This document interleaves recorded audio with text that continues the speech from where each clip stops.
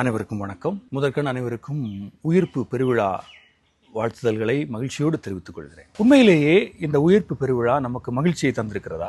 எத்தனை பேருக்கு இந்த விழா மன நிம்மதியை, நிறைவை, நம்பிக்கையை தந்திருக்கின்றது? இல்லை என்றால் இந்த நாள் மற்ற நாட்களைப் போல, மற்ற விழாக்களைப் போல வந்து சற்று நேரம் நம்மை ஒரு மகிழ்ச்சியான ஒரு நிலையில் வைத்துவிட்டு மீண்டும் இயல்பு வாழ்க்கைக்கே நம்மை திருப்பி கொண்டு வந்திருக்கிறது. இந்த கேள்வி மிக முக்கியமான கேள்விகள். காரணம், இந்த உயிர்ப்பு விழா நமக்கு தரக்கூடிய செய்தி என்ன? கடவுள் உயிர்த்து விட்டார், இறப்பை வென்று விட்டார், உயிர் வென்றது, இருள் ஒளிந்தது. இப்படி நாம் பல நேரங்களில் வெற்று வார்த்தைகளால் நாம் இதை அடுக்கிக் கொண்டே போகின்றோம். ஆனால் கேட்பதற்கு இனிமையாக இருக்கின்றது. ஆனால் உண்மையான யதார்த்தம் என்ன? இந்த நாள், உண்மையை சொல்ல போனால், இந்த நாளில் இருள் ஒளிந்தது, ஒளி பிறந்தது. இது உண்மைதான். ஆனால் நமக்கு தரப்பட்டிருக்கின்ற கேள்வி என்னவென்றால், எனது வாழ்க்கையில் எந்தெந்த பகுதிகள் இன்னும் இருளில் இருக்கிறது? மனவேதனையா, பயமா, மன்னிக்க இயலாத தன்மைகளா, மறைக்கப்பட்ட பாவங்களா? எவைகள் இன்னும் கல்லறைகளில் பூட்டப்பட்டிருக்கின்றன? ஒரு விதையை எடுத்து பாருங்கள். அது மண்ணில் புதைக்கப்படும் பொழுது இறந்தது போல் ஒரு செயல்பாடும் இல்லாமல் இருக்கின்றது. ஆனால் அதன் பிறகு அதிலிருந்து முளை வருகிறது, செடியாகிறது, மரமாகிறது. ஒரு அலைபேசி எடுத்துக்கொள்வோம். இந்த அலைபேசியை பொறுத்தமட்டில் இரவு நேரத்தில் நாம் அதை அணைத்து வைத்து விடுவோம்.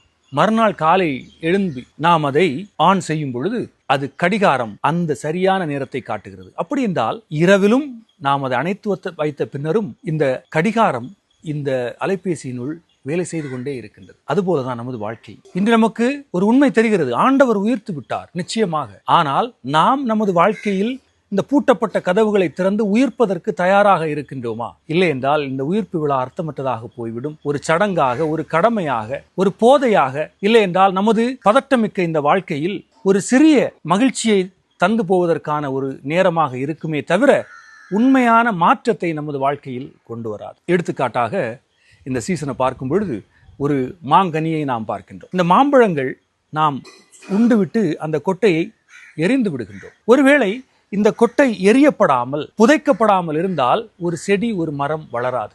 அதுபோல நமது வாழ்க்கையின் யதார்த்தங்களை நாம் பார்க்கும் பொழுது நாம் பல வேளைகளில் தேவையற்ற உறவுகளால் தூக்கி எறியப்பட வேண்டும். நம்மை பயன்படுத்திய மனிதர்களால் நாம் புதைக்கப்பட வேண்டும். நமக்கு பயனில்லாத மனிதர்கள், உறவுகளிடமிருந்து நாம் வெளியேற வேண்டும். அப்பொழுதுதான் நமது வாழ்க்கை புதிய நிலையை அடைய வாய்ப்பாக இருக்கும். இல்லை என்றால் இந்த மனிதர்கள் ஒரே நிலையில் வளர்ச்சியற்ற மனிதர்களாக, தங்களுடைய முழு தன்மையை வெளிப்படுத்த இயலாத மனிதர்களாக மாறிவிடுவார்கள். அன்புக்குரியவர்களே, ஆண்டவர் இயேசு பயன்படுத்தப்பட்டார், தூக்கி எறியப்பட்டார், புதைக்கப்பட்டார். ஆனால் அங்குதான் அவருடைய வாழ்க்கை துவங்கியது. அன்புக்குரியவர்களே, இந்த நாளில் நமக்கு தரப்படக்கூடிய செய்தி, நீங்கள் தூக்கி எறியப்படும் பொழுது, புதைக்கப்படும் பொழுது, தனிமையில் விடப்படும் பொழுது, காட்டி கொடுக்கப்படும் பொழுது நீங்கள் பயப்பட வேண்டாம். காரணம், நீங்கள் கடவுளின் திட்டத்தின்படி உங்கள் சரியான பாதையில் பயணிக்க அனுப்பப்படுகிறீர்கள், எரியப்படுகிறீர்கள், விதைக்கப்படுகிறீர்கள். எனவே மகிழ்ச்சியான தருணங்களை எண்ணி நீங்கள் பெருமைப்பட தேவையில்லை. காரணம், இத்தகைய மகிழ்ச்சியான தருணங்கள் நம்மை வளர விடாமல் பல வேளைகளில் தடுத்து விடுகிறது. ஆனால் நம்மை தூக்கி எறிந்த மனிதர்கள், நம்மை விரட்டிய மனிதர்கள், நம்மை காட்டி கொடுத்த மனிதர்கள், நமக்கு துன்பங்களை தந்த மனிதர்கள் தான்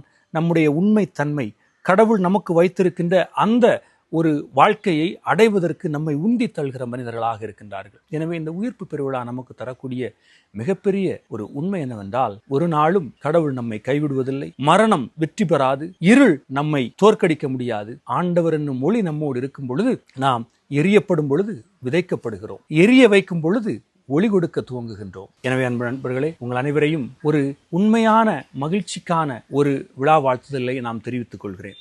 நாம் பணத்தை கேட்கும் பொழுது ஆண்டவர் பணத்தை தருவதில்லை, மாறாக உழைப்பை தருகிறார். நாம் நல்ல ஓய்வை கேட்கும் பொழுது ஆண்டவர் தூக்க மாத்திரை தருவதில்லை, மாறாக கடின உடல் உழைப்பை தந்து அதன் வழியாக நமக்கு உறக்கத்தை தருகின்றார். நாம் கேட்பது ஒன்று, நமக்கு கிடைப்பது இன்னொன்று. ஆனால் கடவுள் தருகின்ற, கடவுள் அனுமதிக்கின்ற இந்த கஷ்டங்கள், இந்த துன்பங்கள் வழியாகத்தான் நாம் கேட்கின்ற, ஆசைப்படுகின்ற அந்த இடத்தை நாம் அடைய முடியும். எனவே வேதனைகளை, அவமானங்களை, அசிங்கங்களை கண்டு நீங்கள் கவலைப்பட தேவையில்லை. கடவுள் உங்களோடு இருக்கின்றாரா இல்லையா என்ற முதல் கேள்வியையும், நான் கடவுளோடு பயணிக்க எனது இருளிலிருந்து, எனது கல்லறையிலிருந்து என்னை விடுவிக்க முயற்சிக்கின்றேனா என்ற ஒரு கேள்வியை கேளுங்கள்.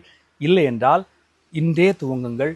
கடவுள் நம்மோடு இருக்கின்றார். உயிர்த்த ஆண்டவரின் ஆசி உங்களோடு இருக்கின்றது. நன்றி.